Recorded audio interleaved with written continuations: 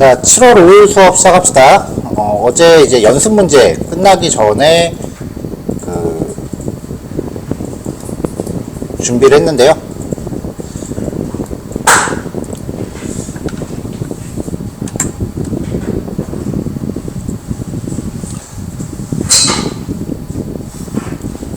일단은 제가 생각하는 가장 이상적인 수업은 이제 오전이 있고, 그 다음에 오후가 있을 때 이제 아침에 이제 문제풀이 하나 하고, 그 다음에 내용 설명 하나 하고, 내용 설명이 들어가면 이제 실습이 있을 거 아니에요?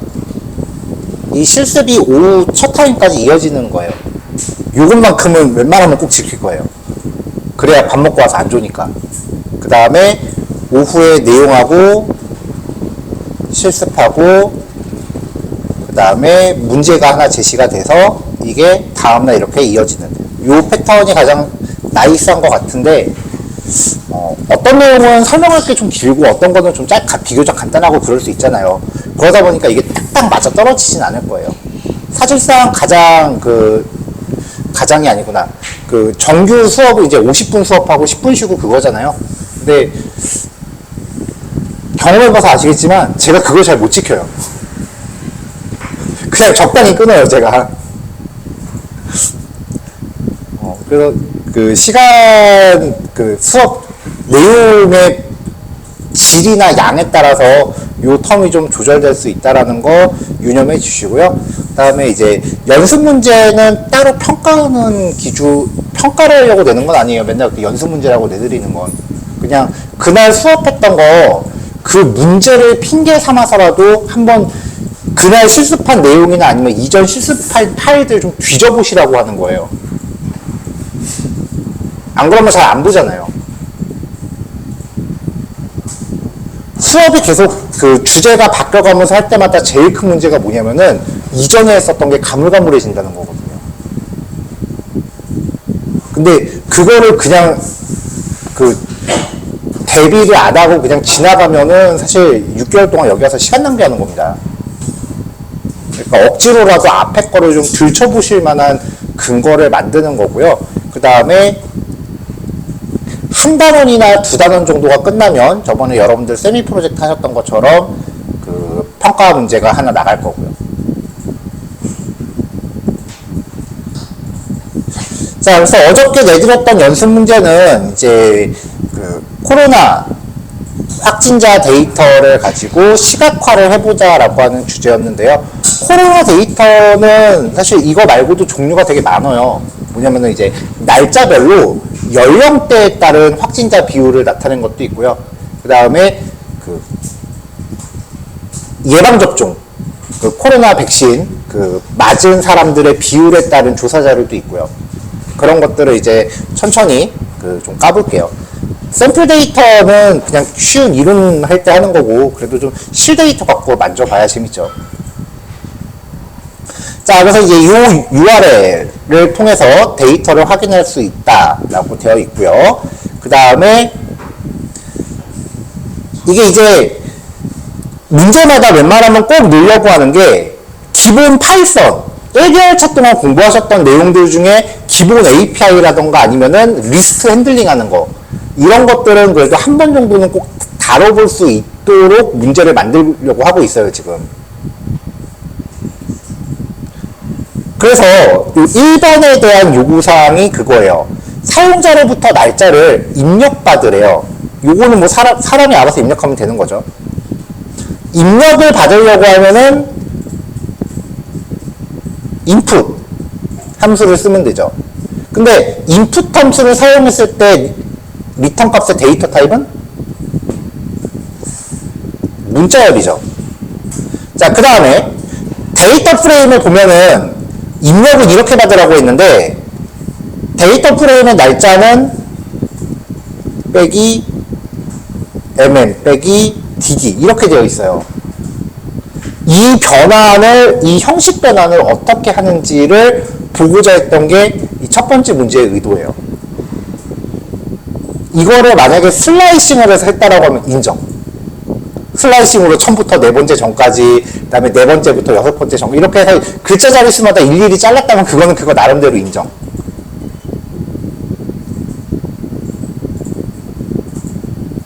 근데 여러분들이 그 데이트 타임 객체를 배웠다는 얘기를 저한테 해가지고 저하고 공부했던 내용엔 공부한 적은 없는데 하셨다고 해가지고 데이트 타임 객체를 쓰는 문제거든요.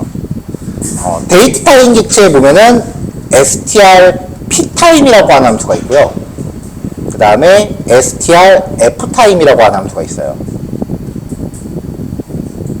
요 두 가지에 대한 사용 방법을 요구하는 거고요. 일주일간의 데이터를 추출하시오라고 했으니까 반복문 7번 돌리라는 얘기가 아니에요.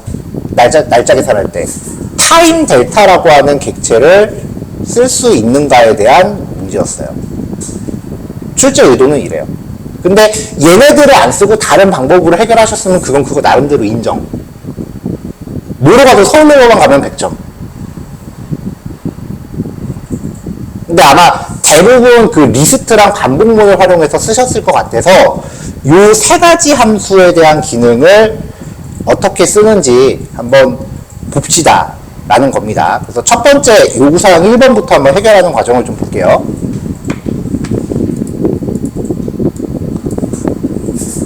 타임 델타랑 뭐 그런 거 쓰신 분 계신가요?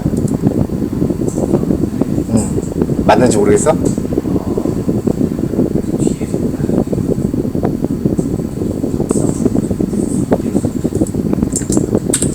자, 일단은 그 기능 설명을 위해서 제가 샘플 파일 하나 만들게요.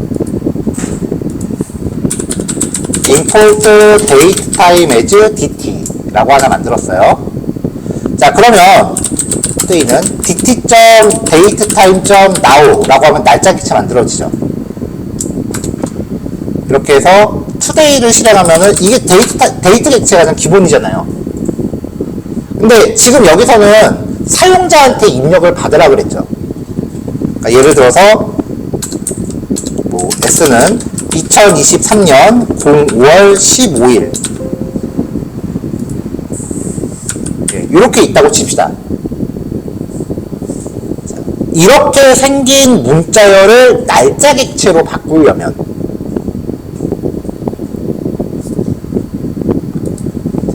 날짜 객체가 갖고 있는 함수 중에 str ftime이라는 기능이 있어요.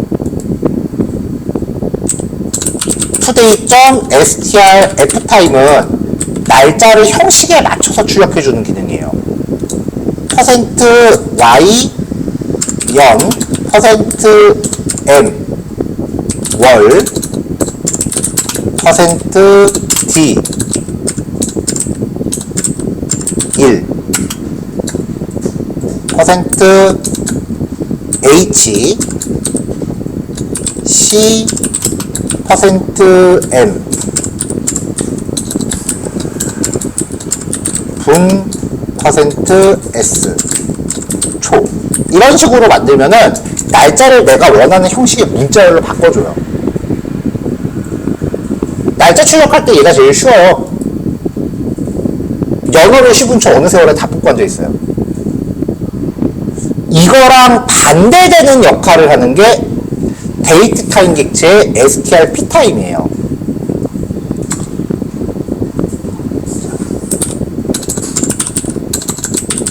자, 썬데이는 dt.datetime.str p타임. 얘는 이 날짜 문자열을 줘볼게요. 날짜 문자열을.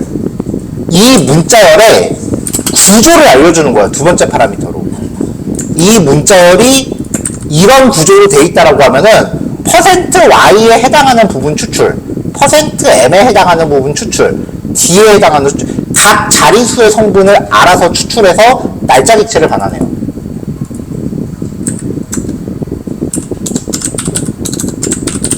썬데이 출력하면은 이렇게 날짜 객체가 만들어지는 거죠. 그러니까 입력받은 내용을 날짜 객체로 바꾸기 위해서는 형식 문자를 이렇게 잡아줬으면 날짜 객체가 만들어지는 거였어요. 그 다음에 이제 날짜 연산을 할 때 쓰는 게 타임 델타라고 하는 객체예요. 델타는 dt. 데이트 타임. dt. 그냥 델타인가? 타임 델타. 얘한테 연산할 단위를 알려줘요. 기준일로부터 일주일이었으니까 오늘 포함해서 일주일이면은 6일 더하면 돼요. 데이는 6.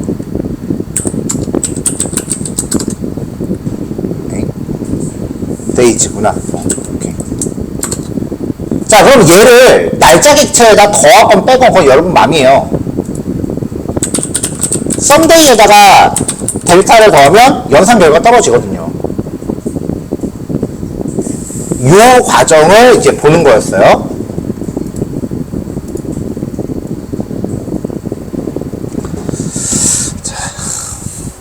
자, 일단 데이터 로딩을 했고요. 그 다음에 데이터의 데이터 타입을 확인해 봤습니다. 날짜 객체, 엑셀에서 갖고 오면은 좋은 점이 날짜는 알아서 이렇게 날짜 객체로 인식을 한다는 거예요. 만약에 이게 CSV였으면 다 문자열이었어요. 자, 그래서 일단 날짜를 입력 받았습니다. 인풋 함수로 검색기를 입력하세요 라고 해서 입력을 받았고, 입력받은 값의 데이터 타입이 문자열인 거 확인했죠. 타입 함수 결과 출력했잖아요. 사실 뭐 이거 문제 풀면서 데이터 타입까지 출력할 필요는 없죠. 인풋 함수로 받은 거 문자열이라는 거 당연히 알고 있어야 돼요. 그래도 혹시 몰라서 한번 출력을 해봤어요. 여러분들 보라고. 그래서 str이구나 라고 출력을 받은 거고요. 입력받은 값은 2023년 4월 15일이다.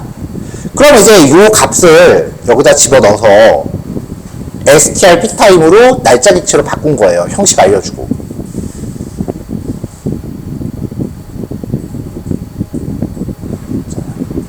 그래서 이제 날짜 연산을 해서 날짜 연산을 위해서 입력받은 날짜를 데이트 타임 객체로 바꿨습니다.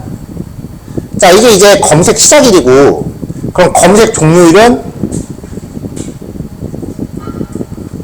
이거를 기준으로 해서 dt.timedelta days 6 시작일 플러스 델타 하면은 타입은 연산 결과는 데이트 타임 객체고 출력했을 때 일주일 후가 나오죠. 자, 아까 데이터 프레임을 봤을 때 타입이 데이터 타임이었잖아요. 그러니까 이 입력받은 값을 통해서 날짜 객체 두 개를 생성을 했다면 그거를 다시 엑셀에 있는 이 형식으로 바꿀 필요가 없어요. 그냥 데이트 타임 객체를 바로 써서 조건 검색하시면 돼요. 근데 여기서 이제 이걸 저도 문제 내고서 아차 싶었는데, 여기 필드에 띄어쓰기가 있잖아요. 필드 이름에. 그래서 이 이름을 처리하기 위해서 여기를 따옴표로 묶어줘야 돼요. 따로. 그냥 하면 에러났어. 따옴표 없이 했으면 에러났을 거예요.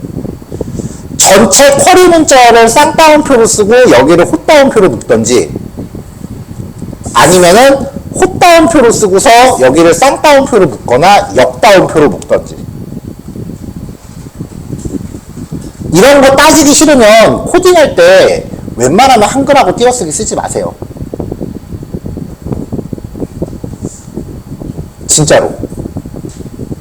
여기가 그나마 지금 데이터 분석 수업이니까 여러분들 파일이나 폴더 이름 같은 거 지금 이렇게 한글로 놓고 있는 거지, 저도 예제 파일 만들 때 지금 폴더 이름까지는 그냥 저도 그냥 이렇게 썼어요. 근데 파일 이름 만들 때 보시면 전 띄어쓰기 안 써요. 띄어쓰기가 들어갈 자리에 빼기기호 내지는 언더바를 써요. 다.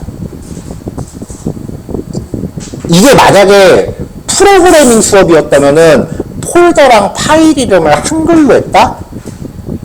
회사 가서 그러면 선임이 뒤통수가 강하게 쳐도 할 말이 없습니다. 원래 코드는요, 파일 이름에 한글하고 띄어쓰기 인식을 못해요.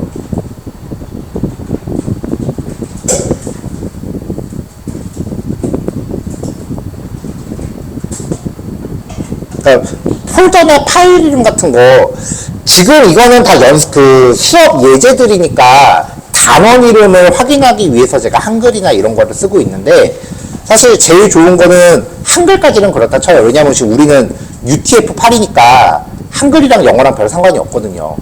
환경이. 근데 띄어쓰기는 얘기가 달라. 띄어쓰기는 폴더나 파일 이름 같은 걸로 처리하려면 %20이라고 다 인코딩 변환돼야 돼요. 그러니까 웬만하면은 폴더나 파일 이름에 띄어쓰기가 들어갈 자리는 언더바 같은 거 쓰는 습관을 좀 들이세요. 적어도 컴퓨터로 일할 거면.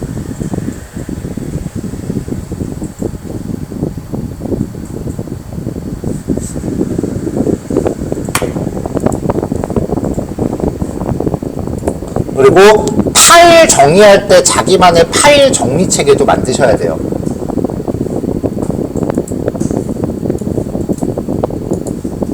폴더나 파일 같은 거 정리할 때 정해진 대로 안 집어넣으면, 지금 얘기가 잠깐 딴 데로 샜는데, 정해진 대로 안 쓰면은 되게 욕먹습니다.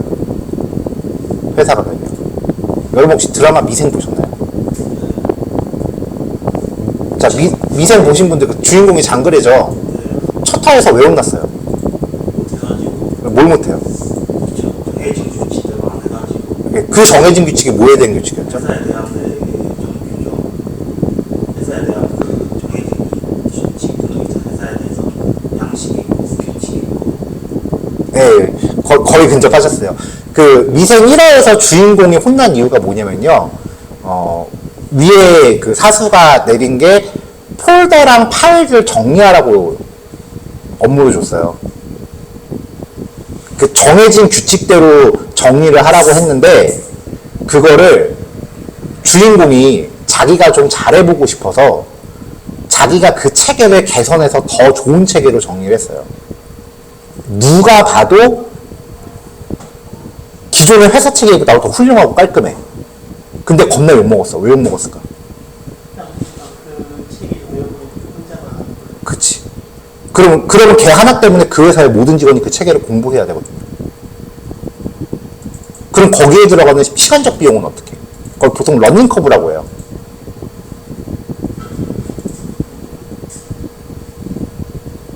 정해진 규칙은 나 하나 때문이 아니라요. 모두가 그거를 당연하게 여기기 때문에 하는 거예요. 나중에 회사 하시면 그런 거 분명히 있을 테니까 그런 거 잘 지키셔야 돼요. 혼자 키워서 좋은 건 아니에요. 그게 드라마에서는 대사가 안 나왔는데 만화책 보면은 그 부분을 되게 와닿는 단어 하나로 표현을 해요. 쓸데없는 고퀄.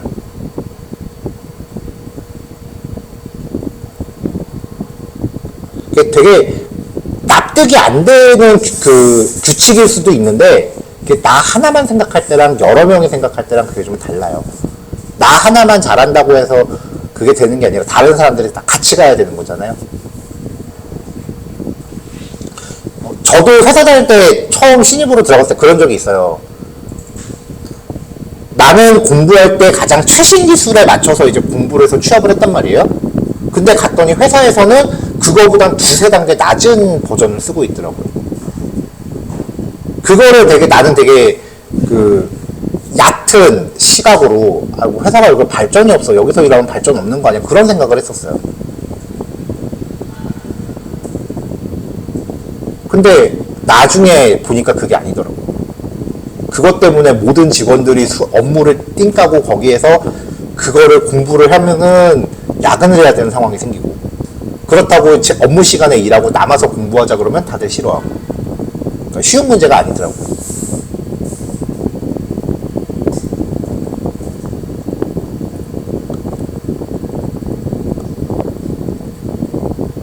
그래서 규칙이라는 거는, 적어도 조직 생활에서 규칙이라는 거는 되게 중요해요. 그게 아니면은 프리랜서 해야죠. 자, 다시 들어갑시다. 자, 이렇게 해서 이제 검색일에 따라서 날짜를 검색하는 것까지 가져왔어요. 근데 이거를, 자, 그냥 한번 해볼게요.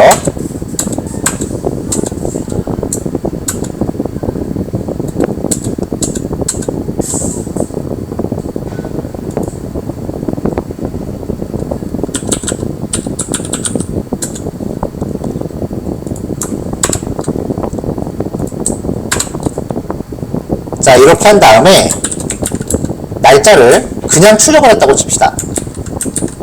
이 코드는 주석으로 맞고, 자, 그냥 검색을 쭉 할게요. 자, 이렇게 하면, 그, 엑셀 파일 데이터 원본 자체가 최근 날짜가 위에 올라오고요. 최근 날짜가 위에 올라오고, 그 다음에 좀 옛날 날짜가 밑에 내려와요. 이걸 그냥 그래프로 그리면, 그래프가 아마 날짜가 역순으로 나올 거예요. 그냥 결과를 그냥 쭉 봤다면은, 네, 이런 식으로 날짜가 거꾸로 나왔을 거예요. 자, 원본 데이터를 써서 날짜가 이렇게 나왔으면은 데이터 원본이 잘못됐다는 거니까, 그럼 전처리를 더 해야죠. 정렬을 해줘야죠. 서울시 기준일 필드를 기준으로 순서대로 나오게끔 정렬. 요거 전처리가 들어갔는지 안 들어갔는지 여부가 그래프 순서가 다른 겁니다. 이렇게 정렬을 시키고 들어가야 돼요. 이것도 날짜를 리스트로 만들어서 반복문 2중으로 돌려서 정렬 알고리즘 적용했다. 인정. 근데 솔직히 명령어 하나만 내거 그렇게 내가 코딩 알고리즘 열심히 공부했다고 해서 그거 써먹는 거는 사실 좀 오버죠. 명령어 하나면 될 것 같은데. 그렇잖아요. 이거 할 거면은 반복문 2개 돌려서 막 하는 거 전에 한번 소개했었잖아요. 이거 풀면서 그거 떠올리신 분 계세요? 하지만 얘는 내부적으로 그렇게 구현이 되어 있겠죠. 자, 날짜 순을 이렇게 쭉 했고요. 그 다음에 이제 데이터 시각화를 준비합시다. 집에서 만들어 온 파일이라 애플 고딕체로 되어 있어요. 집에서 맥을 쓰고 있어서. 그래서 아까 밑에 그래프 그릴 때 폰트에서 쫙 맞는데 맑은 고딕으로 바꾸고요. 자, 기본 사이즈 잡았습니다. 자, 근데 여기서 중요한 게요. 이 서울시 기준일 요거를 그냥 X축으로 잡으면은 그래프 하나만 쓰면 상관이 없는데 두 개를 서브플롯으로 같이 하면 X축이 틀어져요, 서로. 두 개 그래프를 하나에 같이 넣을 때 중요한 거는 그 좌표의 통일인데, 선 그래프는 X축이 무조건 시간에 대한 흐름이라고 했죠. 그래서 선 그래프는 상관이 없는데, 막대 그래프는 시간의 흐름이 아니라 각각의 X축을 일종의 카테고리 값으로 봐요. 그러니까 데이터 종류가 다르니까 두 개를 같은 선상에 놓으면은 X축이 틀어져요. 그래서 여기서는 X축에 대한 좌표를 0, 1, 2, 3, 4 그렇게 따로 만드셨어야 돼요.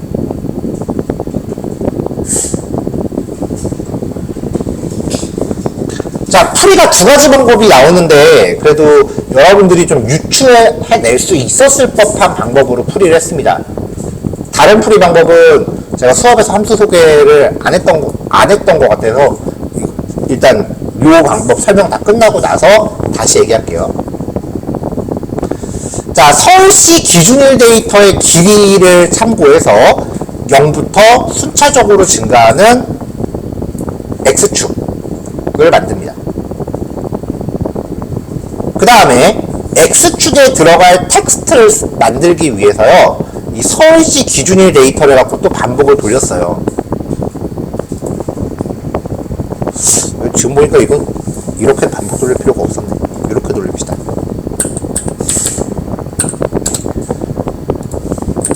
자, 빈 리스트를 하나 만들고 서울시 기준일 데이터를 갖고 반복을 돌리면은 프린트 i라고 하면 각각의 날짜 값이 떨어질 거 아니에요. 자, 그래서 이 각각의 날짜 값 i, 요 각각의 날짜 값을 가지고 str f타임 형식 맞추는 거라고 그랬죠. 월, 일. 요렇게 해서 얘네를 빈 리스트에 어펜드 시켰습니다. 그래서 x축에 덧댈 날짜 값은 이렇게 만들었어요. 원본 그래프랑 최대한 비슷하게 하라고 말씀드렸잖아요. 그래서 최대한 비슷하게 날짜 형식 맞췄어요. 자, 그 다음에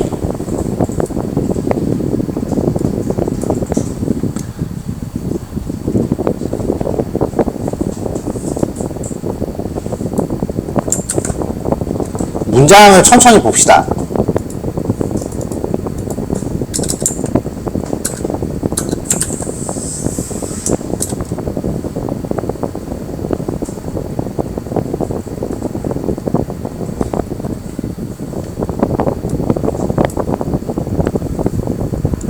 이행 1열의 서브 플롯을 만들래요. 사실 이 문제는 요 문장 하나만 해결하면 거의 다 푼 거예요. 자, 그래서 이행 1열의 서브 플롯을 만들었어요. 그러면 이제 얘가 두 개가 될 테니까 하나씩 쪼개서 받았습니다. 그 다음에 각각의 그래프 영역이라고 하면은 요거랑 요거죠. 얘네들한테 트윈스를 생성하래요. 그래서 하나씩 만들었어요.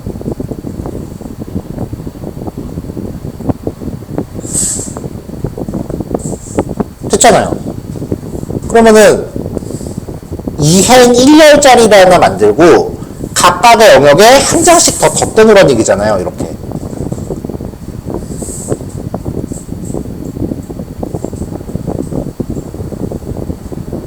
그럼 그래프 총 4개죠. 자, 전체 제목은 이제 코비드-19 확진자 현황이라고 적당히 줬고요. 그래프 간의 세로 간격. 이행 1열이니까 가로 간격을 설정할 필요 없죠. 그래서 세로 간격만, 이건 제가 적당히 눈으로 봐서 이 정도가 좀 내가 봤을 때 마음이 편안하다 라는 수치로 정한 거예요.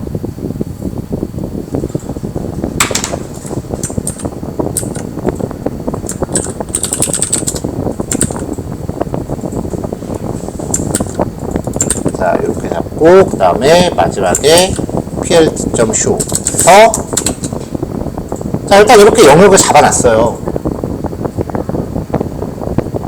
자, 그럼 이제 왼쪽에는 그 막대 그래프를 그리라고 했으니까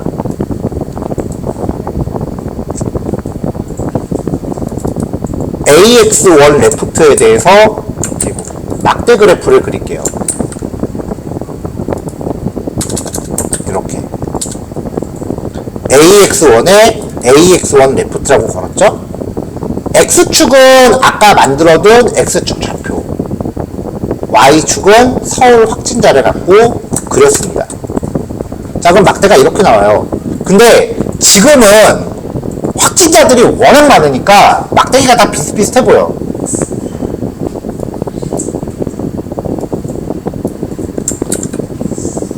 자, 그 다음에 AX1.left의 그리드 set 타이틀 해서 소제목 하나 넣어줬고요. 그 다음에 이제 막대기가 너무 비슷비슷해 보이니까 이거에 대해서 구간을 잡아서 리미트를 다시 설정했어요. 그러면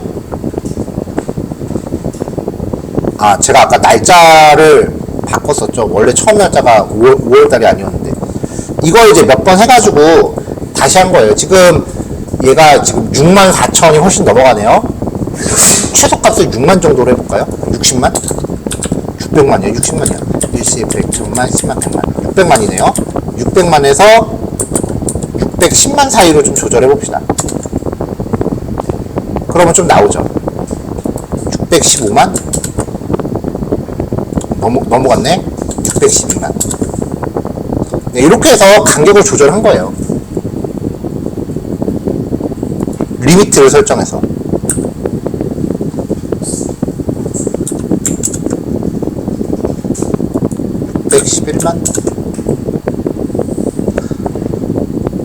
자, 여기서 잘 보세요. 처음에 봤을 때 확진자가 늘어나는 것 같나요? 그럼 이것만 봐서는 사람들의 경각심을 갖겠어, 안 갖겠어? 자, 별로 안 갖죠. 확진자 맨날 똑같네 라고 생각할 거 아니야, 얼핏 보면은. 근데 만약에 이 자료의 목표가 여름철에 뭐 에어컨 때문에 좀 실내 환기도 잘 안 하고 하니까 아직은 우리 안심할 때가 아니니까 각자 자기 방역을 조심하자 라는 거를 얘기하고 싶었다라고 하면은 이거는 여러분들이 하고 싶은 말에 설득력이 있을까요? 없죠. 그럼 이렇게 하면 조금 긴장 탈 거예요. 자, 그러면은 이렇게 하면 긴장감이 더 올라가겠죠. 제가 데이터 조작했나요?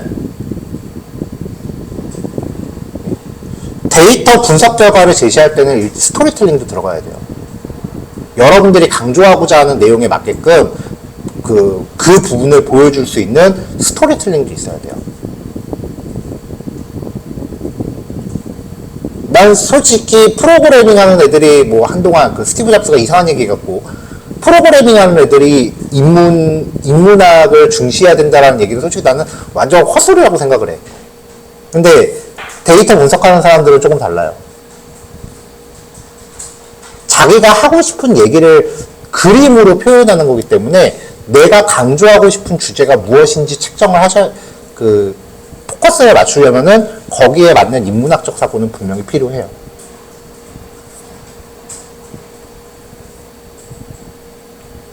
실제로 저 대학원 선배가 인문학 계열 전공이었거든요. 근데 챗봇 설계하고 있어요. 전혀 상관없는 전공인데 좋다고 데려갔어.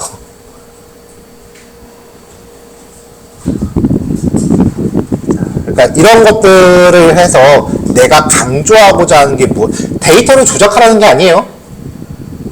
이건 조작한 게 아니지. 조작하는 건 아까 그 엑셀 값을 건드리는 거 데이터 조작한다고 얘기하는 거죠. 자기가 강조하고 싶은 부분을 두드러지게 보이게 할 만큼의 이런 조절은 필요하다.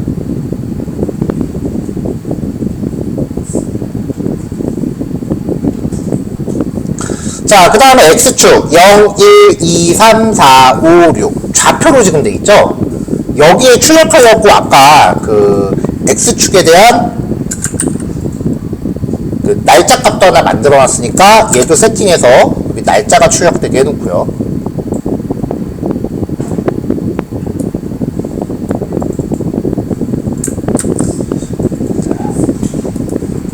그 다음에 이제 두 번째 그래프에다가 선을 하나 그려줘야 되죠. 일일 확진자. 그래서 AX1의 라이트에다가 X축 똑같이 맞춰주고 서울시 일일 확진자를 직선으로 주황색으로 그렸습니다.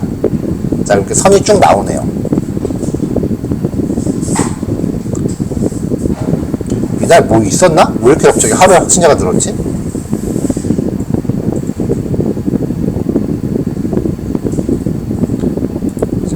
자, 근데 그 사이트를 보면은요, 선이 좀 굵어요.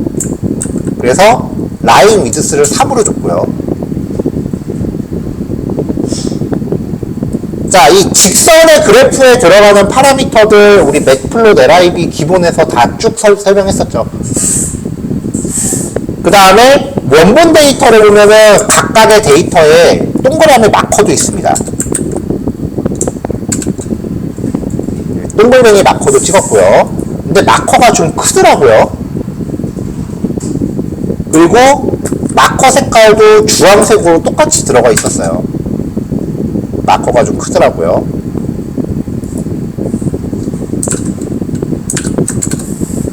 자, 이렇게 들어갔고, 그 다음에 마커 주변에 원본 그래프를 잘 보면은 흰색으로 선이 있었어요. 그래서 마커 주변에 흰색 선을 그렸습니다.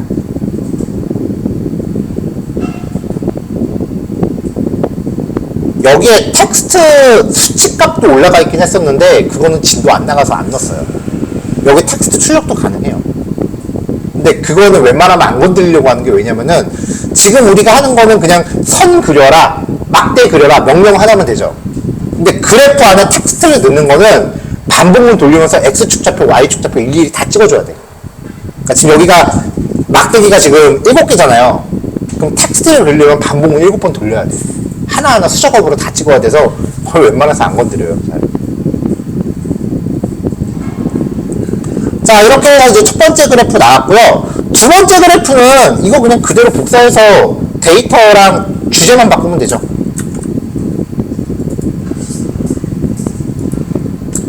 자, 이게 첫 번째 왼쪽 그래프고요. 얘가 첫 번째 오른쪽 그래프. 자, 나머지는 그냥 복사해서 데이터만 바꿀게요. 전국 확진. 그 다음에 전국 일일 확진. 여기도 데이터 범위가 좀 달라야 될 것 같긴 한데,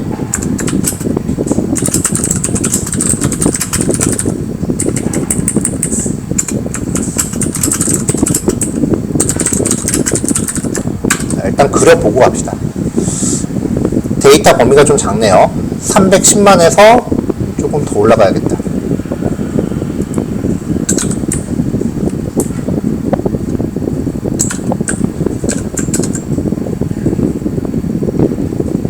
너무 올라갔네.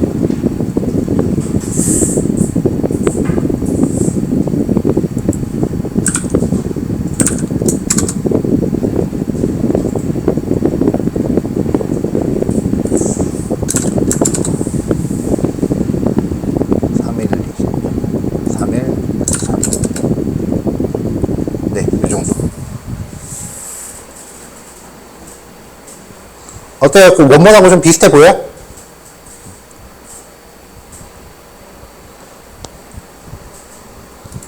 자, 이렇게 해서 이제 첫 번째 예제를 완성을 했어요.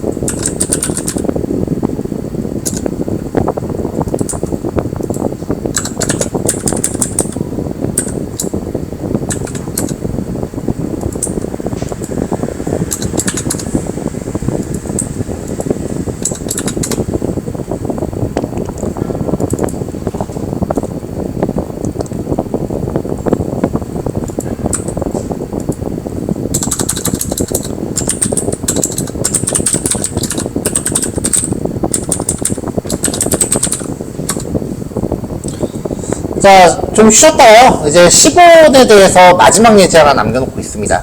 요거 처리하고 이제 넘어가도록 할게요. 조금 쉬었다가 시작합시다. 자, 10원 라이브러리에 대한 마지막 내용이에요. 그, 우리가 데이터 전처리라는 걸 했었죠. 그 다음에 데이터 시각화를 하고 있고요.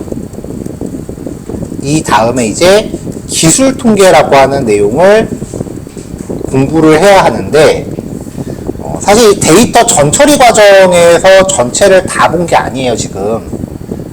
여기 뭐 파생 변수 만드는 것도 있고, 그 다음에 집계하는 것도 있고, 그런 것들은 지금 배제를 했어요. 왜냐면은 얘네들이 공부할 때 보면은 내용이 딱 쪼개지면은 되게 좋은데 은근슬쩍 이렇게 한 달씩 걸치거든요, 내용이. 아마 지금 예제 풀면서 뭔가 검색해서 쓰시는 분들이 지금 다 이렇게 겹치는 부분 때문에 제가 이거를 어느 순서에 설명해야 될지를 판단하는 과정에서 좀 일부러 설명 안 하고 넘어간 부분들을 여러분들이 검색해서 해결하고 계신 게 되게 많아요.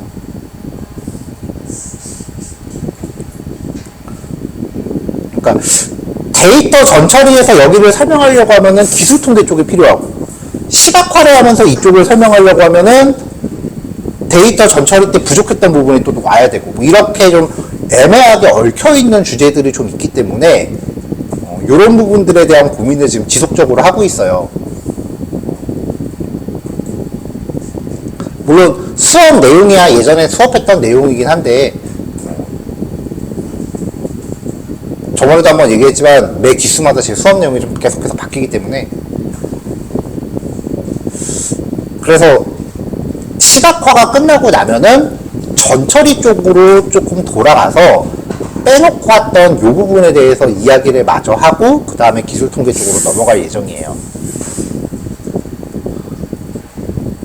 자, 일단은 그렇게 그 계획을 알고 계시고요.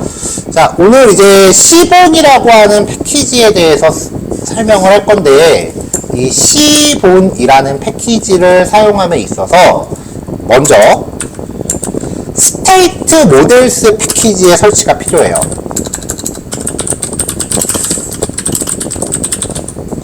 이거 밑에 제가 설명을 적어놓은 것 같은데 안 적어놨구나. 자, 이 스테이트 모델스라고 하는 패키지는요,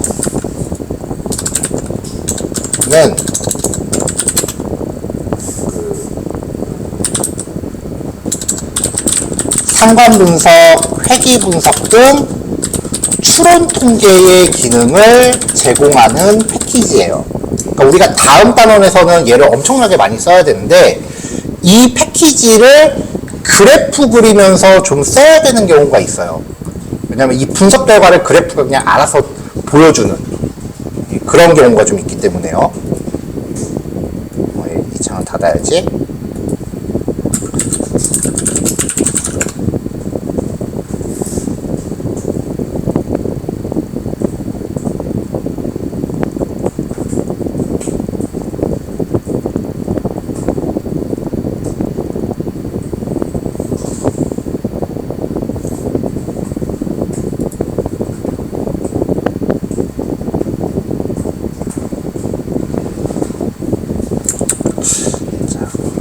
자, 지금까지 우리가 그래프를 만들었던 거는 X축 변수 하나, Y축 변수 하나, 딱 이렇게 변수 두 개만 갖고 만들었어요. 그쵸?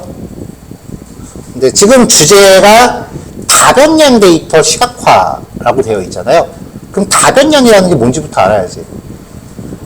저기서 변수라고 하는 거는 변자는 변수할 때 그 변자예요. 다자는 많다 할 때 그 다자예요. 많을다. 그러니까 많은 변수.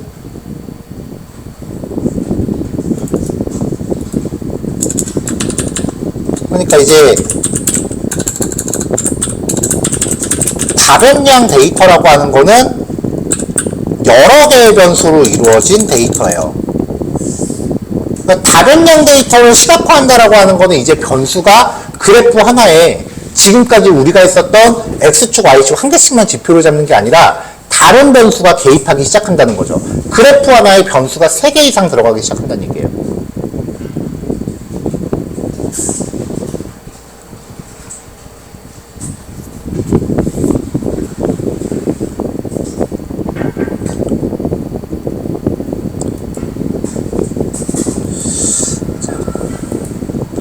자, 요 예제를 하는 데 있어서 원래는 이제 이번 단원 평가 문제로 내려고 했었는데 그 난이도가 좀 너무 높다라고 할까봐 그냥 수업 예제로 다운그레이드 시킨 겁니다.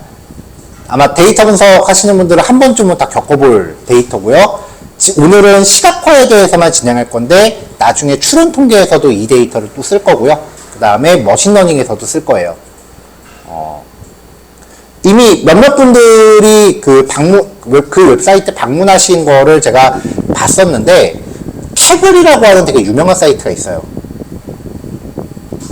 그 캐글이라는 사이트가 뭐냐면은 그 데이터 사이언스들의 놀이터 같은 곳이에요. 거기서 각종 데이터를 이제 공개를 하면서 이거를 통해서 분석 한번 해보세요 라고 해서 경진대회 비슷하게 열어요. 그러면 사람들이 저마다 자기만의 풀이를 거기에 등록을 하고, 그리고 그걸 갖다가 이제 점수를 매기는 거죠.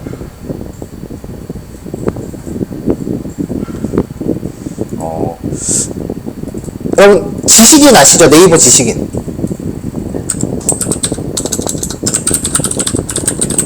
자, 네이버 지식인 들어가면은 여기에 이제 답변을 올려주는 사람들이 꽤 있어요. 네. 자, 이렇게 해서 질문을 해서 답변을 올리면은 채택받잖아요. 그러면 이제 채택받는 요 사람들한테 점수 같은 게 매겨지고 일종의 등급 같은 게 생겨요. 이거 갖다가 나 지식인 뭐 등급 얼마야 뭐 이렇게 자랑하는 애들도 있는데, 내가 봐서 이거 되게 할 일 없는 애들 같고, 이걸 이제 마케팅 수단으로 쓰는 사람들도 있습니다. 그리고 프로그래머 같은 경우는 스택 오버플로우라는 곳이 있어요. 여러분들 코딩 관련돼서 그 검색하시면은 아마 거의 다 이 사이트로 나중에 빠질 거예요. 전에 한번 스택 오버플로우 이야기한 적이 있는데 이 사이트에서 이렇게 질문을 올리면은 여기에 답변들이 쭈르륵 올라가는데 여기서 채택되면은 이제 스택 오버플로우 점수가 몇 점이다라고 하면은 이거 점수 높으면은 프로그래머는 그 무슨 자격증 하나 땄다보다 여기 점수 몇 점이라고 올리는 게 훨씬 효과가 좋아요. 남들의 질문에 대응해 줄 수 있는 실력도 되고 그리고 영어도 되고. 자, 비슷한 게 데이터 사이언티스트한테 캐글이에요. 캐글이라고 하는 사이트인데 이렇게 생긴 사이트인데 여기에 이제 각종 그 데이터 예시들이 올라와요. 데이터셋이라고 하면은 이제 예제로 활용할 수 있는 데이터들이 많이 올라오고 이 데이터를 활용한 분석 결과들을 저마다 올리면은 이제 그걸 통해서 이제 자기 과시하는 거지. 물론 여기 경진대회도 많이 해요. 실제로. 여기에서 제시하는 데이터셋 중에 되게 유명한 데이터셋. 첫째가 타이타닉 탑승자 명단. 그걸로 생존율 예측하는 데이터. 두 번째는 아이리스 데이터. 그러니까 아이리스라고 하는 게 우리말로는 붓꽃이래요. 그 붓꽃의 품종이 세 종류가 있는데 그게 이제 수술과 암술, 꽃잎의 사이즈를 측정해서 그 품종을 분류하는 학습 모델 만드는 거. 뭐 기타 등등 그런 되게 유명한 데이터들이 여기 몇 개가 있어요. 거의 모든 책들도 한 번씩 다루는 데이터예요.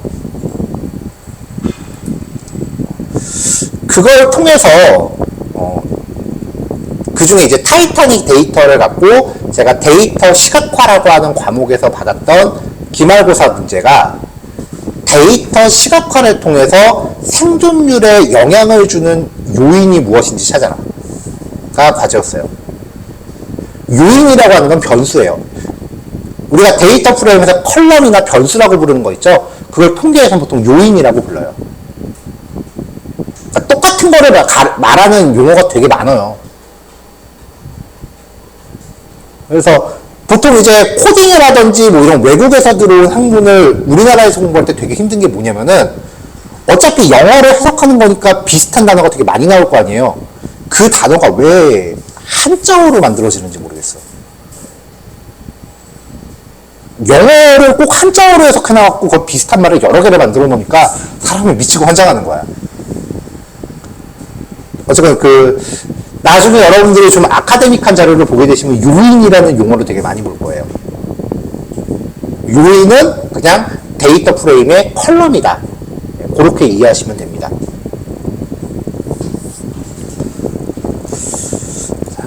자, 그래서 이제 이 주제에 이 예제의 예제의 주제는 타이타닉 탑승자 명단 데이터를 활용하여 생존율에 영향을 주는 요인이 무엇인지 알아보자라는 겁니다.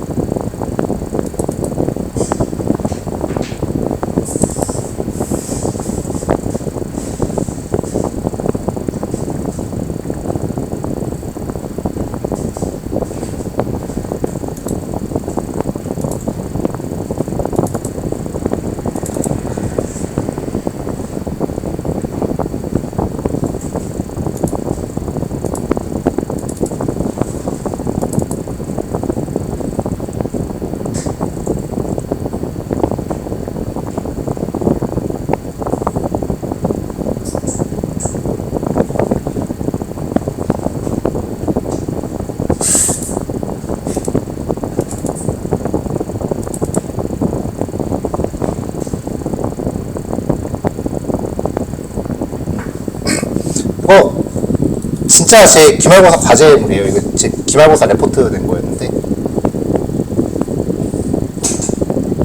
이때는 R로 했어요. 데이터 가져와서 뭐 데이터 기본 그 통계치 내고 그 다음에 탐색적 데이터 분석 뭐 해서 이렇게 요금 분포, 연령대 분포. 요 그래프는 어제 예제 나왔었죠? 그 다음에 티켓 등급별 상자 그림. 이쪽이 이제 생존율 낮은 그룹, 생존율 높은 그룹. 뭐 이게 최종 결론 냈던 거.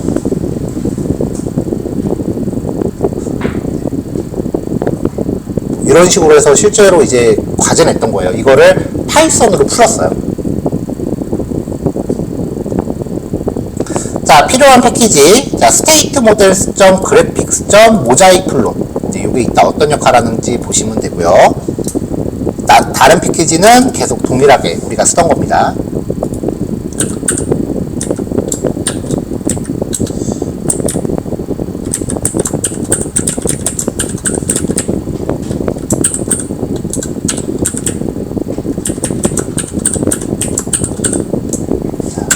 자, 그래프 전역에 필요한 설정들 들어왔고요.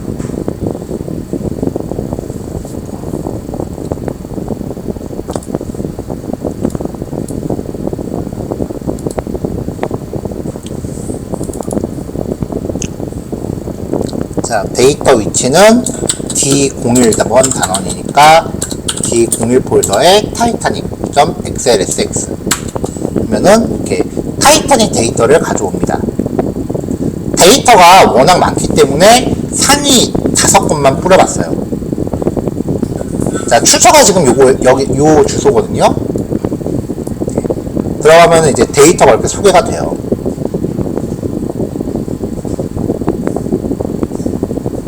그래서 여기 데이터 들어가면은 이제 이 데이터들을 내려받을 수 있는 데이터인데, 지금 여기 보면은 트레이닝 셋이랑 테스트 셋이라고 나눠져 있죠. 이건 이제 머신러닝용 데이터라서 이렇게 나눠져 있는 거예요. 보통 이제 훈련 데이터, 검증 데이터 그렇게 불러요. 코드는 이제 각종 사람들이 자기네가 풀어본 그 풀이 방식인데, 이건 머신러닝 코드니까 아마 우리한테 큰 영향은 없을 거예요. 되게 많죠?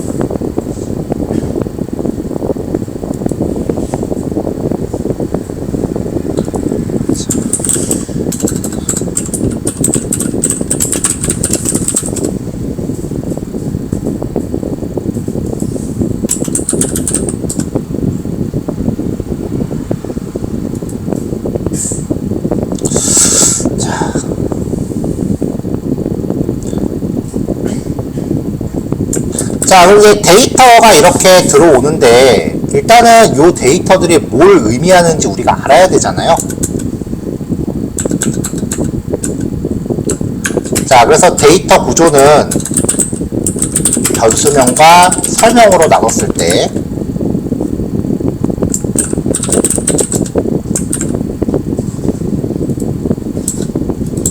자, 요거는 저도 그냥 인터넷에서 복사해서 가져올게요.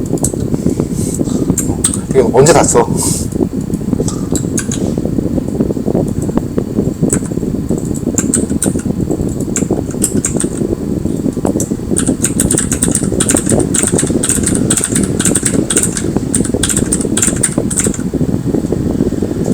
알트.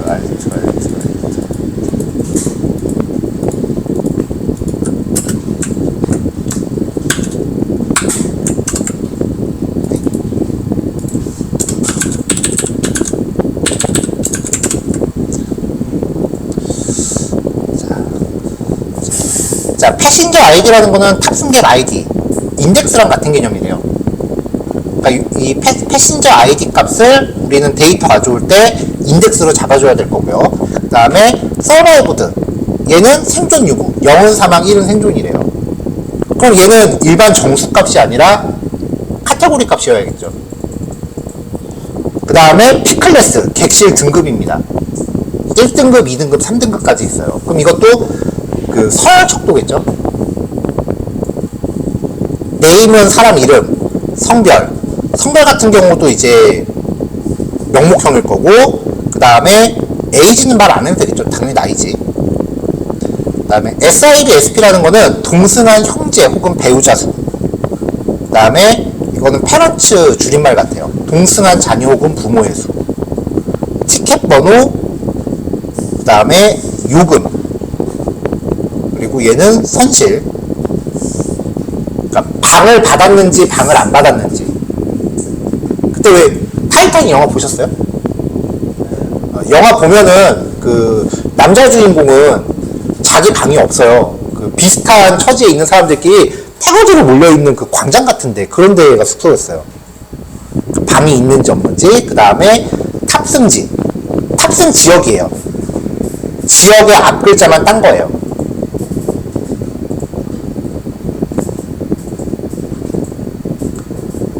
그러니까 배가 가다가 어디서 서서 사람 조금 세우고 또 딴 데서 서갖고 사람 또 태우고 또 딴 데서 서갖고 사람 좀 태우고 그랬겠죠. 탑승지 데이터를 분류한 이유는요, 이 당시는 그래도 계급사회였잖아요. 빈민가와 그 다음에 부자 동네를 구별하려고 탑승지를 넣은 거예요. 그러니까 저 탑승지도 실제로 생존율에 영향을 줘요.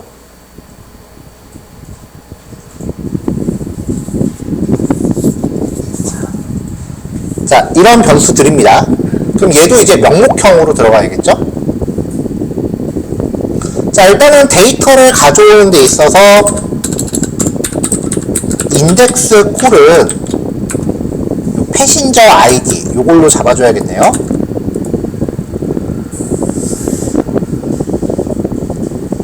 자, 이렇게 해서 데이터를 가져오겠습니다. 자, 쭉 들어왔어요. 자, 이 컬럼 이름을 그대로 써도 되고 아니면은 여러분들이 맘 편하게 바꿔도 돼요. 자, 데이터를 이제 가져왔으니까 이제 데이터 전처리로 넘어갑시다.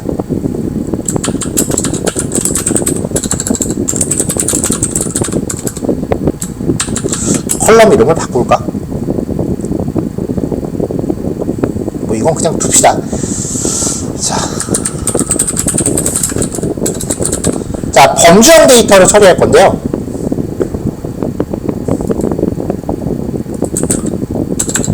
자, df는 타이타닉 점, 일단은 전체 데이터의 데이터 타입부터 보죠. 타이타닉 점 dtypes 라고 하면은 데이터들의 타입이 나와요. 자, 서바이브도 이거 생존 0이나 1인데 지금 숫자로 돼 있죠. 그러니까 이거 그냥 놔두면 얘도 통계를 내버린다고. 그래서 이런 데이터들은 필요하다면 범주형 데이터로 바꿔줘야 돼요. 근데 이게 약간 좀 웃긴 게 통계 낼 때는 이 데이터들을 이제 카테고리 값으로 바꾸는 게 좋은데 머신러닝 할 때는 오히려 숫자로 바꿔야 돼요. 자, 일단 데이터 타입을 확인하고요. 각 요인별 데이터 타입 확인, 이렇게 해서 확인을 했습니다. 이 중에서 서바이브드 피클레스 카테고리를 바꿔야 되는 게 서바이브드 피클레스, 그 다음에 성별, 선실, 탑승지, 얘네들은 카테고리를 바꿀 겁니다.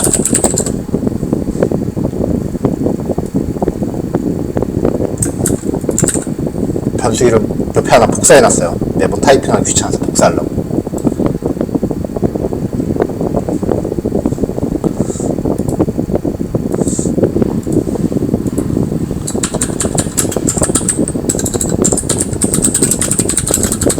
자, 범주형 데이터를 처리할 건데요. df는 타이타닉.edge 타입. 자, 일단 필드 이름 survived,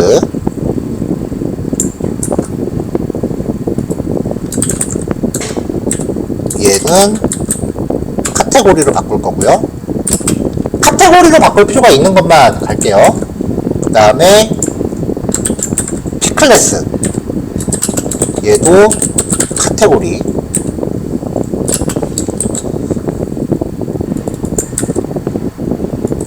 성별, 얘도 카테고리. 그 다음에 또 뭐였지? 선실하고 탑승지.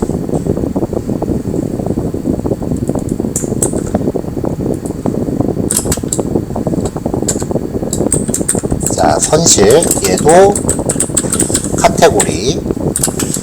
그 다음에 탑승지, 얘도 카테고리. 자, 이렇게 해서 df.dtimes를 다시 확인해 보면은 필요한 변수들은 카테고리로 바꿔놨습니다.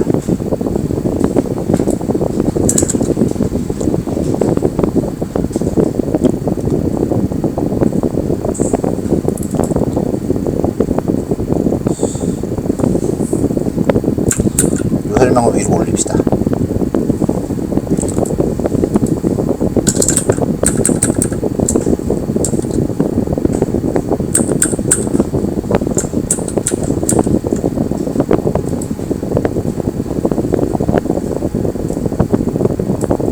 설명은 필요 없네.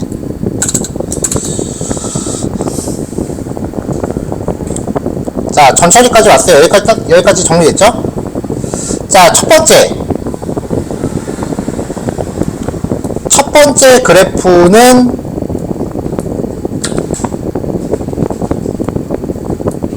병렬 막대 그래프예요. 자, 병렬 막대 그래프는 예를 들어서 지금 여기 보면은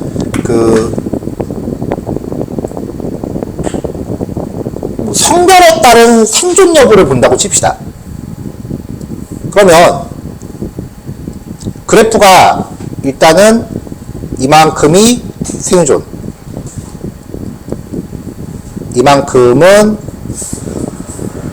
사망, 이렇게만 표현했다면 이거는 남자 여자를 구별하지 않고 생존과 사망을 다 합계를 낸 걸 거예요. 근데 만약에 옆에 이렇게 하나씩 더 있다면 색깔에 따라 남자 여자를 구별할 수 있겠죠. 아니면 다른 방법으로 아예 여기 선 없애버리고 옆에 그래프를 하나 더 넣었다면, 그래서 이쪽은 남자 이쪽은 여자 이렇게 해도 되겠죠.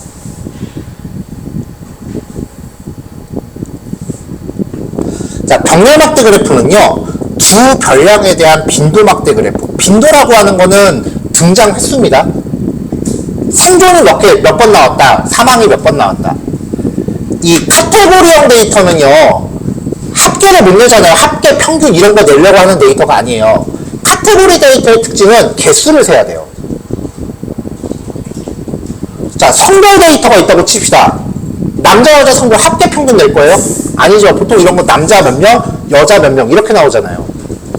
그래서 카테고리컬 데이터의 특징은 빈도를 체크한다. 빈도가 얼마나 몇 번 나오는지 카운트하는 걸 빈도수라고 하는 거예요. 그래서 주 변수에 대해서 얼마나 많이 나오는가에 대한 빈도 막대 그래프 두 개를 각각의 캔버스에 병렬로 나열한 거예요. 자, C문을 써서 병렬 빈도 막대 그래프를 그리려면, 자, sb.catplot 이라고 하는 메서드에 kind는 count와 call이라는 파라미터를 추가하시면 돼요. 자, 그래서 sb.catplot 데이터는 df 데이터 프레임으로 갈 거고요. x축은 p 클래스를 먼저 바꿀게요.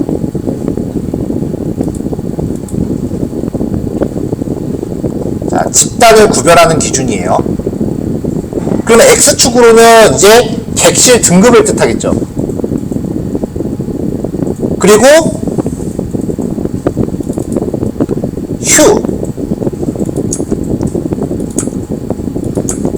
휴는 이제 그룹핑을 수행할 그 명목형 변수를 뜻해요. 자, 콜럼은 성별, kind는 count, 개수를 세라.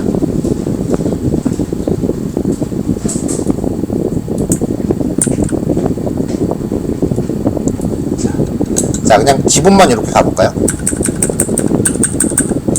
네, 기본만 이렇게 하면은 네, 이렇게 표시가 되는 거죠.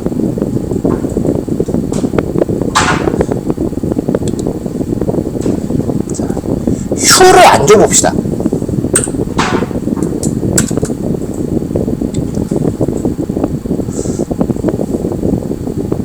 콜도 안 줘볼게요.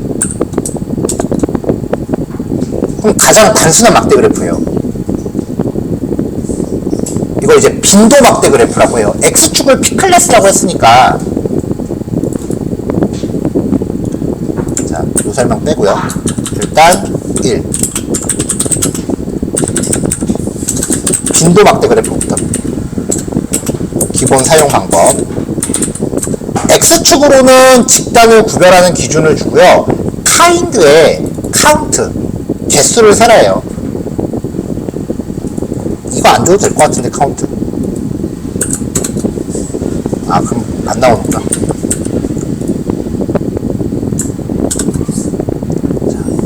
자, 이렇게 하면 이제 P클래스의 종류별로 값이 몇 개인지를 세는 거죠.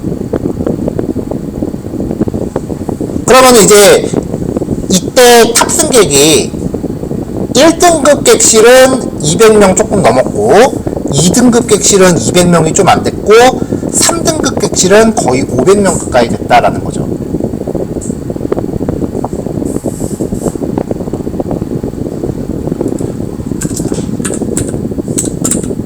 X축으로 집단을 구분할 수 있는 영목형 변수, 범주형 변수를 설정하고 kind equal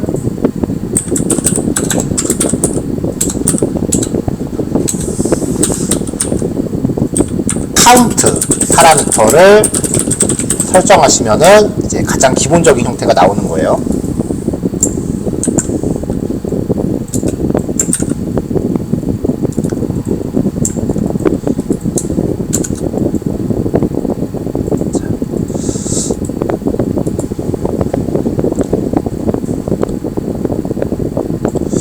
자, 그러면 이제 여기에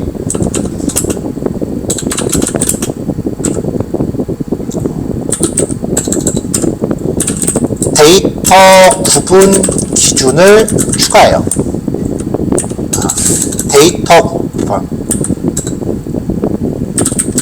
범례에 대한 기준을 추가해요. 자, 각 막대를 구분할 수 있는 범주형 변수를 Q 파라미터로 추가를 해요.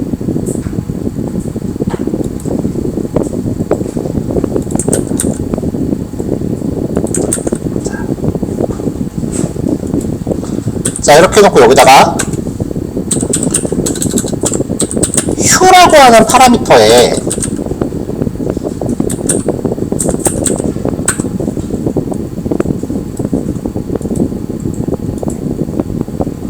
생존을 의미하는 survived 옵션을 추가하면은 자, 이렇게 나오는 거죠. 데이터가 이중으로 막대가 되는 거죠.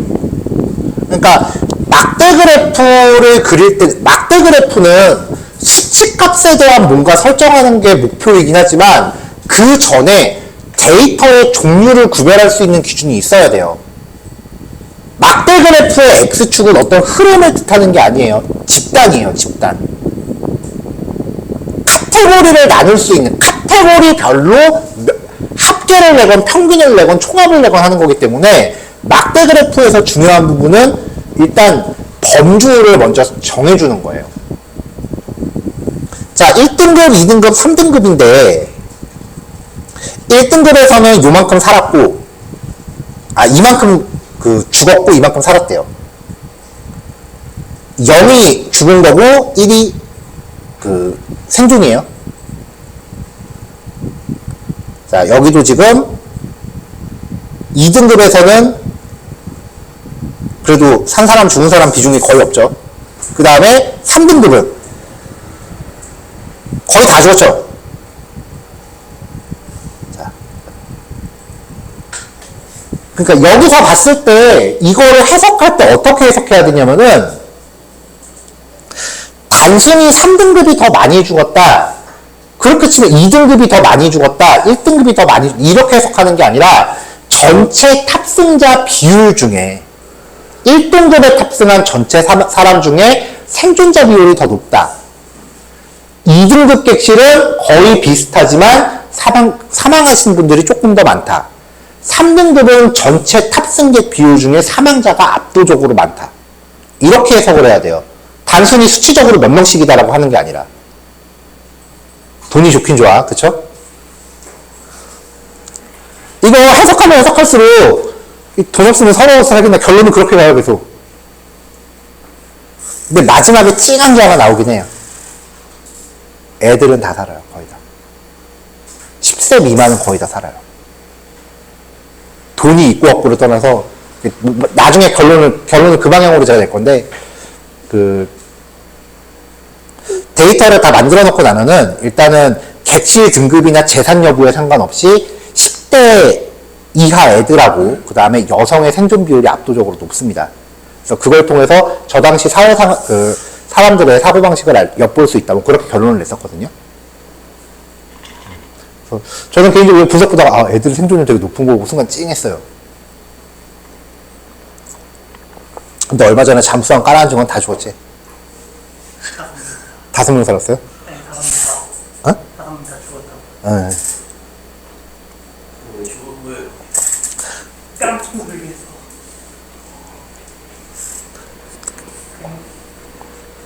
그냥 비싼 과일 세트 보니까.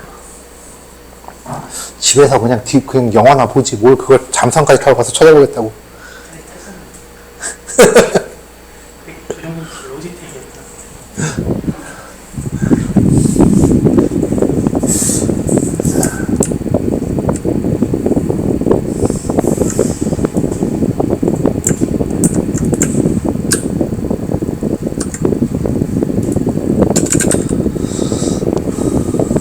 자, 지금 여기는 지금 생존 여부에 따라 이렇게 나오고 있는데 만약에 이거를 Q를 성별로 표시하면 이 막대기를 구별하는 기준이 그냥 살았는지 죽었는지가 아니라 전체 탑승객 대비 그냥 성별이 되는 거예요. 이렇게 그러면은 자 1등급도 여자가 많고 2등급도 여자가 더 많고 3등급 아니구나. 이게 남자구나. 1등급도 남자가 많고 2등급도 남자가 많고 3등급도 남자가 많다. 그러니까 데이터를 구별하고자 하는 기준을 잡아주는 거예요.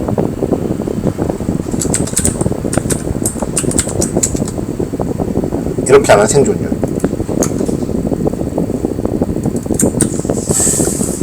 아니면은 자 지금 설정한 거는 요거는 저거예요. 탑승 지역. 탑승 지역 같은 경우는 아까 데이터 범주가 3개였습니다. 그럼 막대기가 몇 개씩 나올까? 3개씩 나오겠죠. 자, 1등급하고 2등급 같은 경우는 Q로 시작하는 지역이 거의 없죠. S 같은 경우는 골고루 있어요. 근데 Q로 시작하는 지역이 1, 2등급은 거의 없고 3등급에만 있죠. 그럼 이걸로 봤을 때 Q를 시작하는 곳은 거의 빈민가 수준이다라고 봐야죠.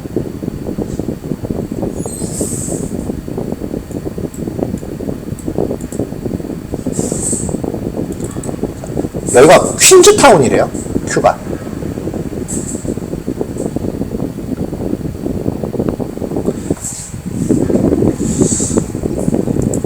자, 뭐 이런 식으로 해서 이제 지역에 따라 나누는 거 아니면은 성별에 따라 나누는 거 뭐 이렇게 여러 개를 나눌 수 있다는 거예요. 자, 그래서 얘는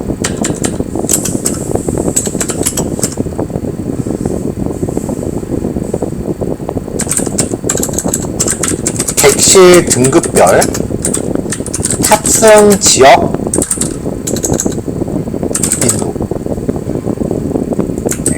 요렇게 할 수가 있을 거고, 하나 또 종류별로 그냥 다 넣겠습니다.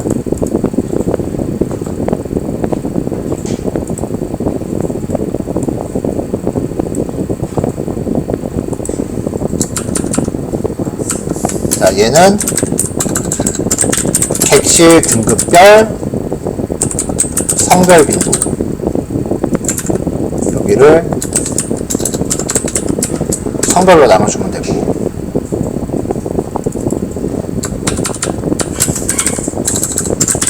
객실 등급별 생존 여부 빈도.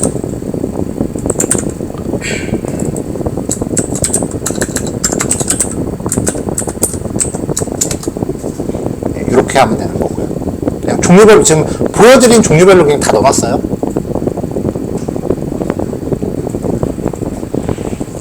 자, 요거 끝나고 나서 데이터 전처리에서 집기라는 거를 다시 또 이야기를 할 건데, 만약에 지금 우리가 이거를 매트플롯 LIB로 구현을 할 거였다면, 매트플롯 LIB는 그냥 데이터 프레임에 있는 수치값을 그냥 무조건 Y축으로 삼아요.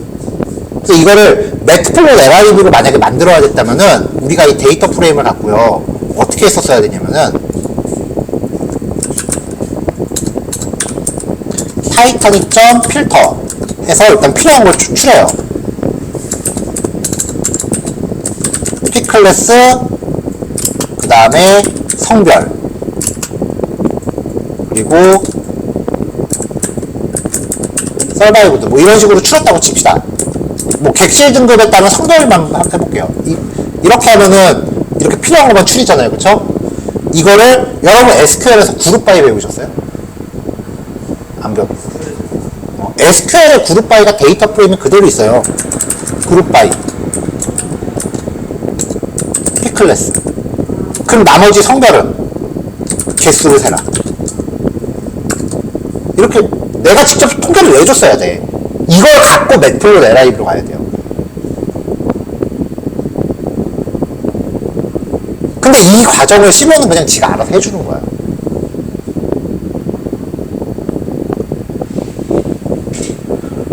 객실 등급과 성별을 뽑아서 P클래스 단위가, P클래스가 똑같은 것끼리 묶은 다음에 남은 거는 개수를 세라.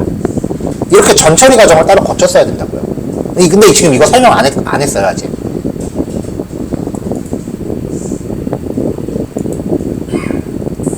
그런 것들을 그냥 지가 알아서 해주는 거니까 얼마나 착해. 그쵸?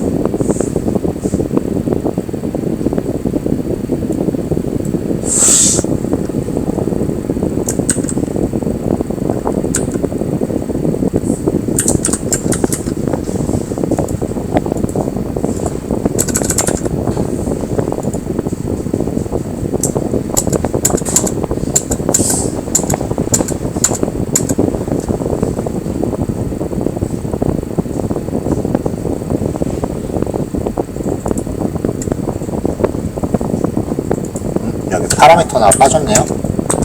카인드는 카운트.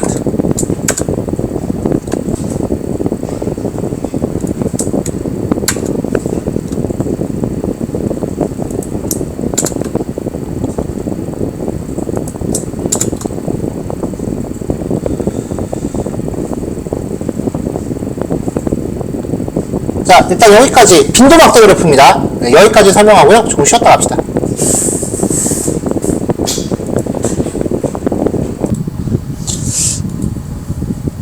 여기 위에 코드는 제가 잠깐 손을 봤으니까 다시 원복.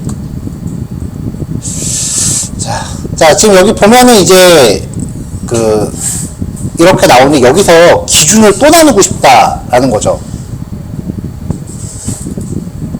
그래서 3 병렬 빈도 막대 그래프. 이미 범주가 주어진 상황에서 추가적인 범주 표현하고자 할 때 그래프를 두 개로 분리하는 거예요.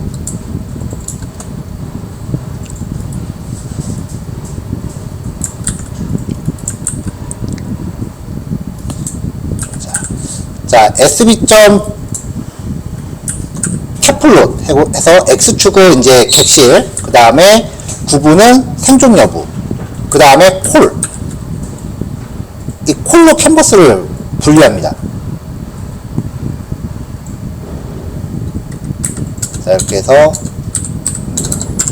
plt.show라고 하면은 이렇게 또 구별이 되는 거죠. 여기서 지금 콜을 성별로 줬기 때문에 이쪽 성별에 대해서 또 분리가 된 거죠, 데이터가. 데이터를 이제 객실 등급별 생존 여부로 했는데 그걸 놓고 지금 또 성별이 나눠진 거예요. 만약에 휴하고 성별을 바꾸면, 휴하고 콜을 바꾸면,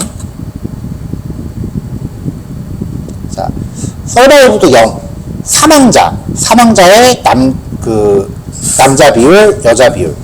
이쪽은 생존자의 남자 비율, 여자 비율.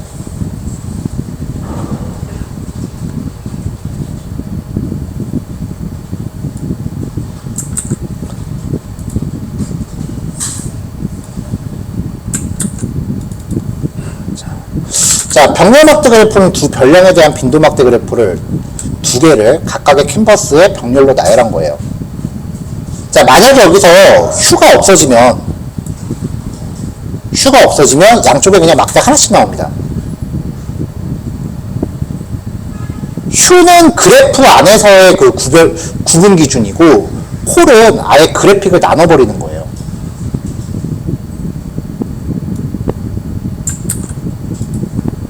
자, 그래서 얘는 객실 등급에 따른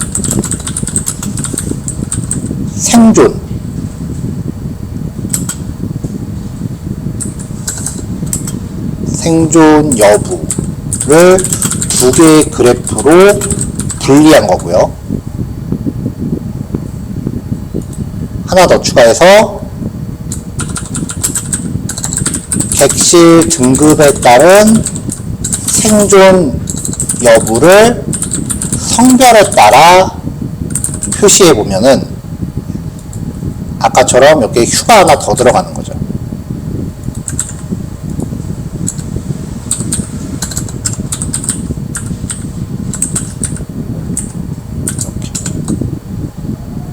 근데 아까 우리가 데이터를 지금 다 카테고리 타입으로 바꿨잖아요. 근데 이 시본을 사용하는 데 있어서 카테고리로 꼭 나눠서 시작해야 될 필요는 없어요. 그냥 컬럼을 여기에 부여해준 컬럼은 이 시본 자체가 알아서 그냥 카테고리 타입이라고 인지하고 들어가요. 휴나 콜에 지정해준 것들은 이 캡플롯 자체가 카테고리 플롯이에요. 그러니까 여기에 주어지는 변수들이 알아서 그냥 카테고리 타입이다 라고 얘가 인지를 하고 들어가요.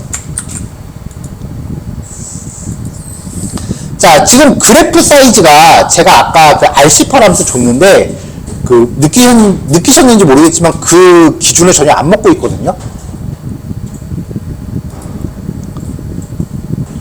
자, 맨 위로 다시 기본 사용 방법으로 다시 올라가 볼게요.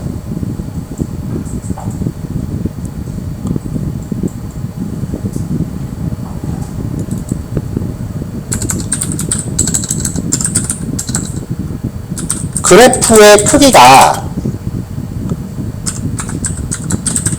R18 함수 속성에 영향을 받지 않습니다. 크기 설정을 위해서는 캡플롯 메서드로부터 객체를 리턴받아 사이즈 설정을 개별적으로 수행해야 돼요. 무슨 말이냐면 캡플롯 함수를 출하면서 객체를 하나 리턴 받아요.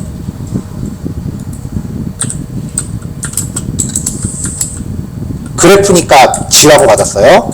이거 해놓고 얘 G.pig.setWidth setHeight 이렇게 사이즈를 따로 줘야 돼.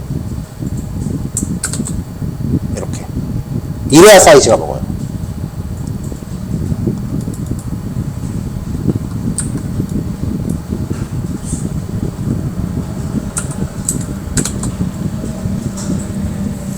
이렇게 해야 사이즈를 그래프 사이즈를 줄 수 있어요. 사이즈 주는 게 조금 번거로워서 앞에 예제들은 일부러 다 뺐는데, 사이즈가 이 RC 파람스, 아까 위에서 그래프 폰트라든지 뭐 그런 개별 설정했잖아요. 그거에 영향을 받지 않습니다.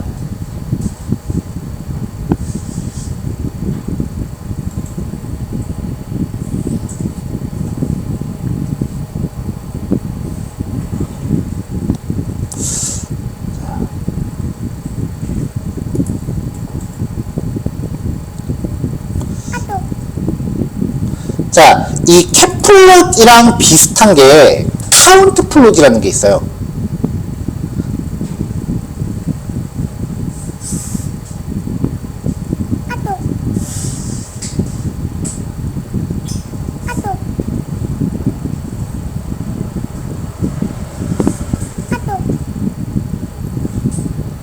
그 전에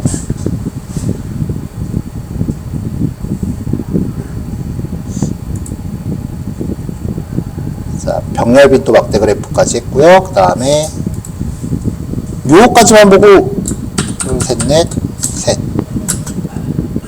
4 가로 빈도 막대 그래프.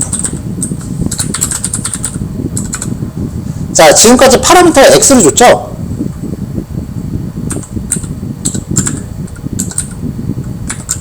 x 파라미터 대신 y 파라미터를 사용하면 돼요. 자, 위에 거 하나 복사할게요. 네, 요거 하나 갖다 씁시다. 자, x 대신에 y를 줘요. 그러면 옆으로 가요. P클래스가 y로 온 거지.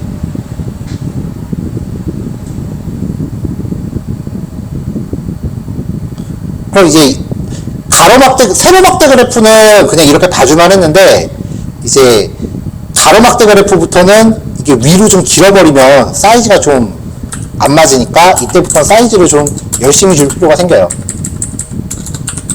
G점, P점, set width는 뭐 7, G점, P점, set height는 3. G였구나. 쏘리. 피그.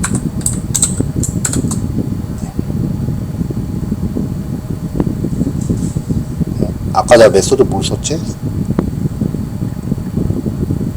피그 위드스.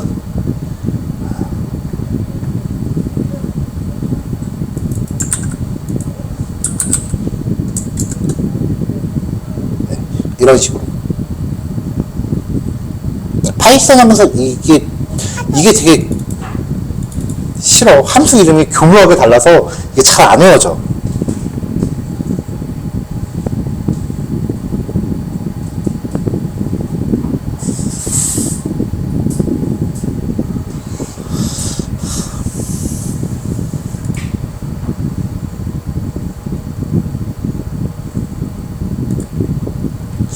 자, 여기까지 설명하고 일단 오전 설명을 마치려고 하는데 시간이 조금 남았으니까 기본 사용 방법에서 파라미터만 좀 더 설명할게요. 자, 이건 이제 어제 봤었던 건데요. 파스텔, 팔레트, 색상표 지정하는 거. 그 다음에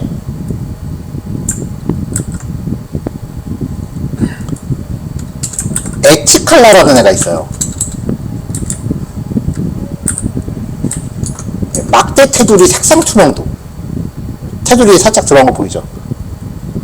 이거를 1로 설정하면은 숫자 값이도 될 것 같은데. 숫자 안 먹네. 1.0. 그러면 이제 완전 투명 안 보이죠? 0. 완전 시커멓게 나오죠? 그러니까 적당히 2.5라고 하면은 반투명하고 나오겠죠. 보통 이렇게 해서 이제 값을 지정하시면 돼요.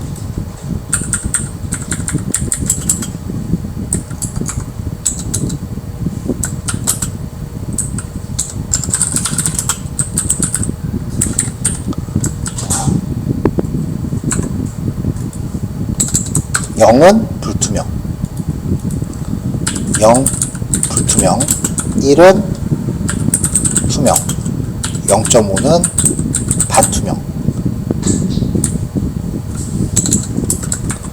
0에서 1 사이 예시. 네, 적당히 값 조절해서 쓰시면 돼요.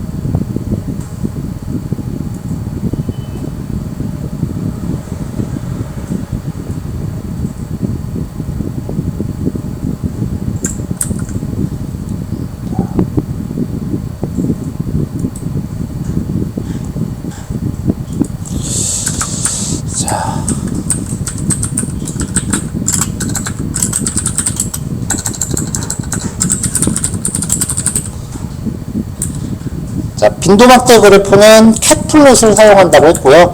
캡플롯은 이제 범주형 변수에 대한 그래프를 그리는 데 쓰지만 다양한 플롯 유형을 지원을 합니다.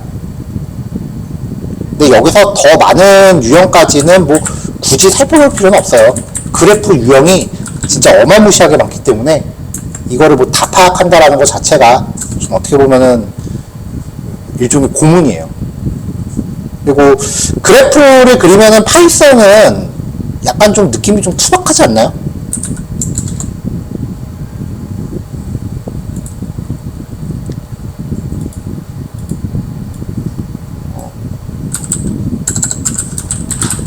R에서는 ggplot2라고 하는 도구를 써서 그래프를 만드는데, 이 ggplot2 같은 경우는 그려지는 그래프가 파이썬보다 좀 더 뭔가 좀 있어 보여요. 근데 해석은 겁나 어렵지.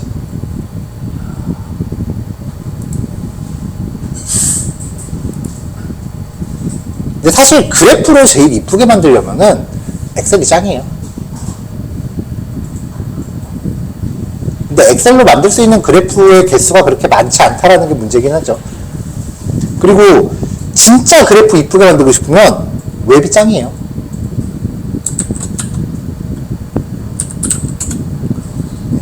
D3JS라고 하는 애가 있는데 얘가 자바스크립트예요. 그 웹용 언어인데 이걸로 만들 수 있는 그래프 종류가 진짜 어마무시해요.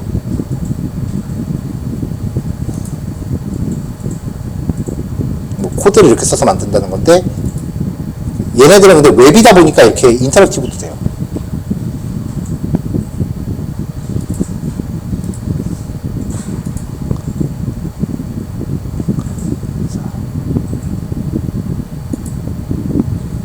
이런 식으로 인터랙티브가 돼요.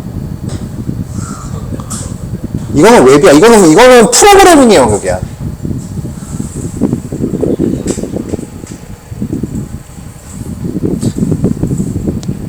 그래서 이제 만약에 데이터 사이언스를 공부하면서 나중에 거기에 프로그래밍 쪽으로 빠지게 되면 사실 데이터 분석 수업에 웹 개발 영역이 들어가는 게 역할이 저는 이거라고 보는데, 나중에 이제 대시보드라는 게 나와요. 대시보드라는 개념이 나중에 나올 거예요.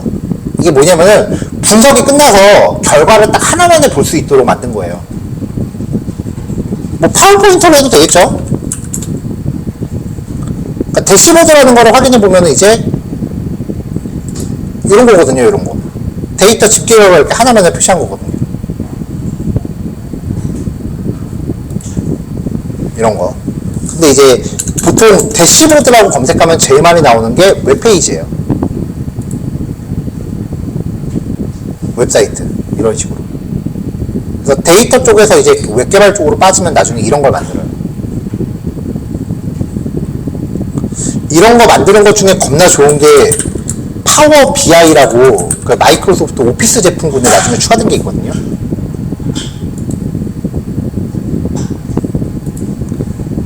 이런 화면을 만들어주는 이제 오피스 프로그램 종류인데 유료예요. 공짜가 아니에요. 그리고 맥은 지원 안 해요. 그래서 저는 거들떠도 안 봤어요. 그쵸? 얘네가 맥을 왜 지원하겠어? 당연히 윈도우만 지원을 하지. 누구 좋으라고?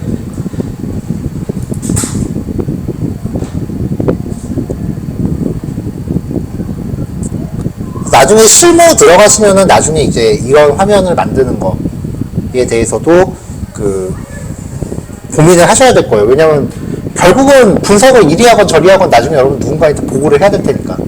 여러분들이 직접 회사를 차리지 않는 이상은 누군가한테 보고를 해야 될 거 아니에요. 이제 이런 거를 만드는 방법에 대해서 그 고민을 해야 되는데, 결국은 이제 이런 거를 만들려면은 제일 쉬운 거는 파이썬으로 그래프 만들어서 이미지로 저장한 다음에 파워포인터 시키는 거.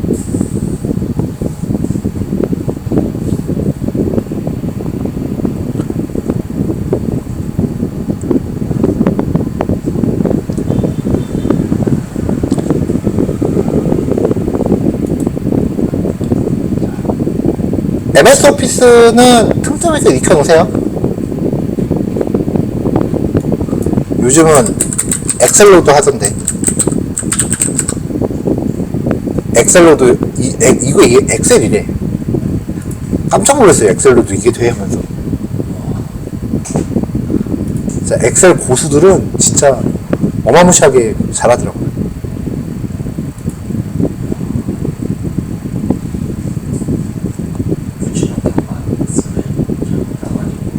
이거는 엑셀에 그 코딩이 들어가서 붙여넣기에 또 동작을 안 할 거예요. 여러분 파워포인터 MS 오피스에도 코딩 들어갑니다. VB 스크립트라고 해서 MS 워드나 파워포인터 엑셀에는 프로그래밍이 들어가요.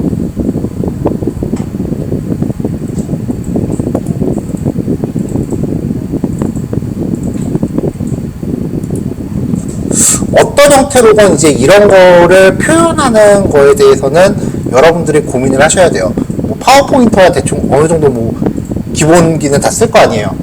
근데 파워포인터 잘하는 거는 오피스를 잘 다루는 거랑은 약간 별개의 문제야. 왜냐면 그거는 얼마나 이쁘게 만드느냐가 중요한 거기 때문에 개인 센스에 관련된 문제지 사실 파워포인트 다루는 거에 대한 문제는 아니더라고요.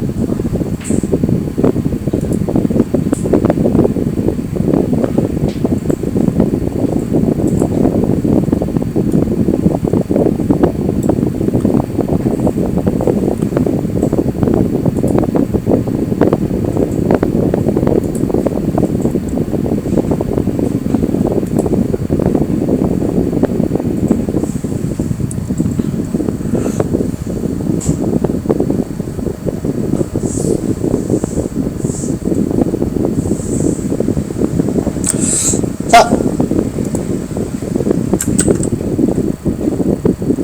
법례 기준 추가까지 받고 그 다음에 객실 등급 빈도, 병렬 빈도 막대 그래프, 가로 빈도 막대 그래프.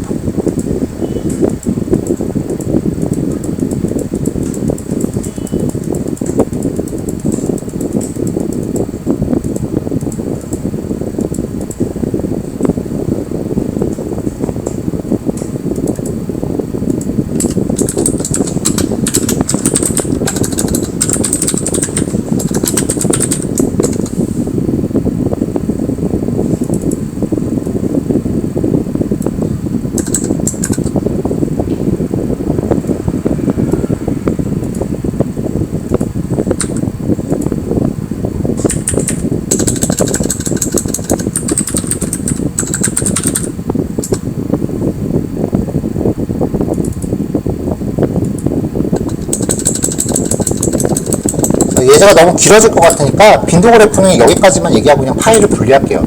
다른 예제는 그 따로 설명하는 게 나을 것 같아요. 다른 그래프 종류는 그 따로 이제 예제를 만들어서 설명하는 게 나을 것 같아요. 안 그러면은 파일 하나 설명 시간도 너무 길어지고 실습량도 너무 많아지고 그럴 것 같아서 중간에 좀 자릅시다.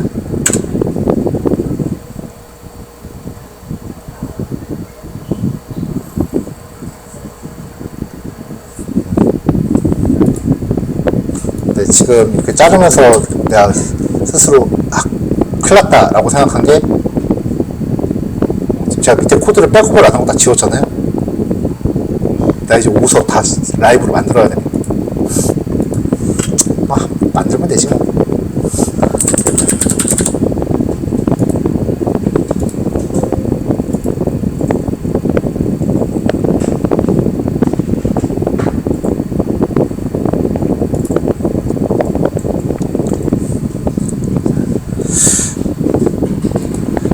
낮에 수업하는 경우는 지금 이런 식으로 제가 중간중간에 그 다른 이야기들도 좀 추임새를 넣어가면서 속도 조절을 좀 한단 말이에요. 근데 주말반이나 저녁반 같은 경우는 보통 이렇게 템포 조절을 안 하고 그냥 거의 수업하면서 거의 어디 따라올 테면 따라와봐 그런 속도로 가요. 그러니까 지금 이 우리 맥플롯 LIB부터 시본 여기 6개까지 파일이잖아요. 요 정도면은 보통 저녁반으로 저녁반에 하루에 3시간 수업하니까 1시간에 2개씩 하루치 수업이에요. 거의 실습 시간을 안 줘요. 왜냐면 그쪽은 그래도 되는 게 그쪽은 거의 실무자들이 오기 때문에 실습 시간 줘도 안 해.